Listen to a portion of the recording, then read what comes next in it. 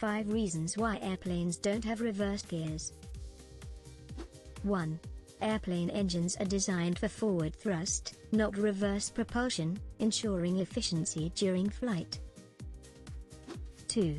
Aerodynamics play a crucial role. Reversing thrust could disrupt airflow, risking stability during landing. 3. Ground crew efficiently guides aircraft on the tarmac, reducing the need for reverse movement by planes. 4.